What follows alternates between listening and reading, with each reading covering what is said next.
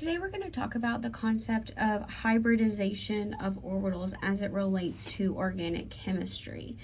And so to understand this, you have to understand some of the orbital shapes and VSEPR.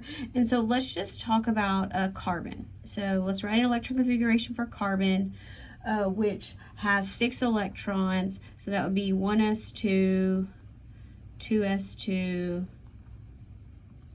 2p2. So if we were doing an orbital diagram, that's where we have the boxes. So we have 2s, 2p, up, down, up, up. Now, in order to form bonds with these valence electrons, hybridization says we need to make these in a way that it's easier to form bonds. We need to mix them. So what we can do is, let's think back to our shapes, and if you haven't had shapes before, that's okay. An s orbital, I say S stands for sphere. A p orbital looks kind of like a dumbbell. These don't look similar at all, but what we can do is we can mix them together and hybridize them, and you get something that looks a little bit like both. You still get kind of like a little bit of a dumbbell end on one and a much bigger end on the other. So that's what a hybridize would look like. Okay, now how to get into a hybridized. You have to think of this, think about it in terms of conservation of orbitals. We've talked about conservation of mass, we've talked about conservation of energy. This is sort of like a conservation of space in a way, if you will. So however many we're mixing is going to determine how many hybrids we get. And now any that we don't mix don't get hybridized. So what we can do here is we can get, if we do carbon and it has 4, we can have 4 hybrid boxes that all look the same. So instead of going our 4 electrons in these 2 different boxes, we can make them look like this. Now there's a way that we have to name them. We have to name them. All right, so the easiest way to kind of think about this, again, we're only going to do S's and P's. We don't have to worry about D's that we've done before.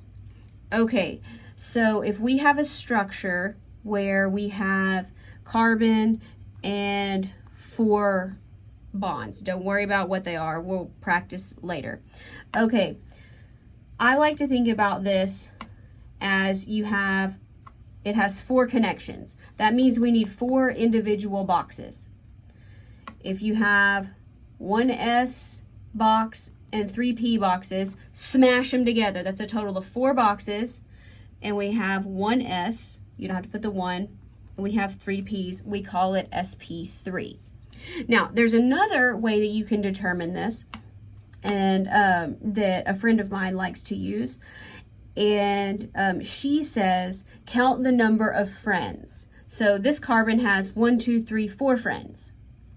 So friends minus 1, so that'd be 3, tells you how, like the exponent on the P.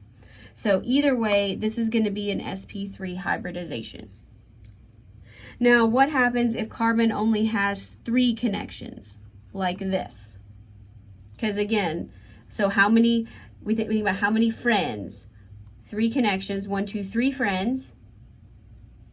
So we'd only need 3 boxes. So we need 1s, 2p boxes. We only need 3 boxes. So in this case, we would only need 3 boxes with 1 electron, and we would call this sp2. Now, notice there's still an available p box. So if it's not sp3, there's still 1p orbital that's not hybridized. So we say unhybridized. That's how you get the double and triple bonds that form. And then there's one more scenario that we need to talk about if we have carbon with like only 2 connections. Whether it's a combination of double bonds or single and triple, it doesn't really matter. So here this carbon would only have 2 friends. So we would only need 2 boxes. But again, we're building from a bank of 4. So we have 2 boxes. This would just be SP. Now we still have 2 more P boxes that we haven't used for hybrids. So we would have 2 unhybridized. So that's how that would work. So I just want to make sure that you're familiar with that. In Gen Chem, we went up and got the D's involved. We are not going to do that in organic. So now we're going to go practice.